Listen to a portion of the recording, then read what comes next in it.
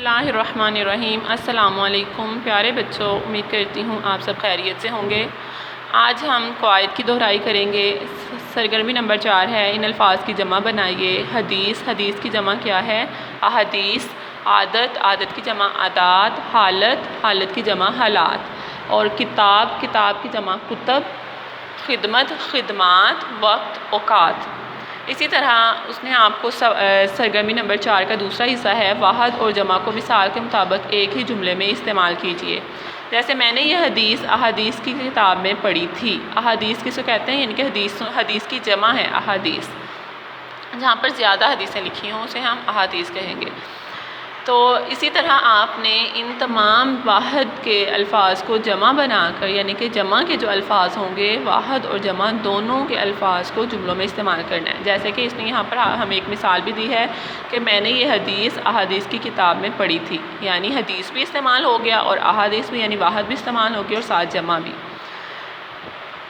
हमारी सरगर्मी नंबर 5 है, इन अल्फाज के मुतज़ाद बनाइए। रहमत, रहमत का मुतज़ाद क्या होगा? रहमत का मुतज़ाद ज़हमत होगा। तो उन्होंने हमें नीचे मिसाल दी हुई है कि अब इन अल्फाज और ज़िद को मिसाल के मुताबिक एक ही जुमले में इस्तेमाल कीजिए। जैसे मिसाल है, मेहमान अल्लाह की रहमत होते हैं, इन्हें ज़हमत नहीं समझना चाहिए। रहमत क्या है? लफ्ज़ है और मुतज़ाद इसका क्या है? ज़हमत।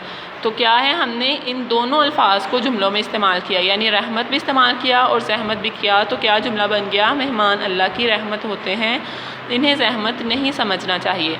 इसी तरह हमारा दूसरा लफ्ज़ है मोहब्बत। तो मोहब्बत का मुतज़ाद है नफ़रत। करीब, करीब का मुतज़ाद है दूर। दुआ, दुआ का मुतज़ाद है बद्दुआ।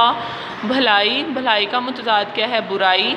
और ख़ास, ख़ास का मुतज़ाद क्या होगा? आम। अब आपका घर का काम यही है कि आपने सरगर्मी नंबर 4 और सरगर्मी नंबर 5 इन दोनों में के सवाल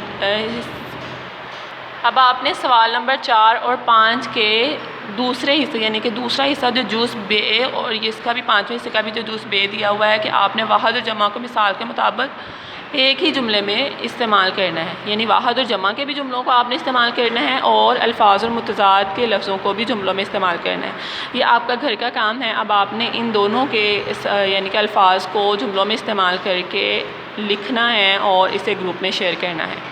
उम्मीद करती हूँ आप ये काम अच्छे तरीके से करेंगे। अपना ख्याल रखिए। अल्लाह हाफ़िज़।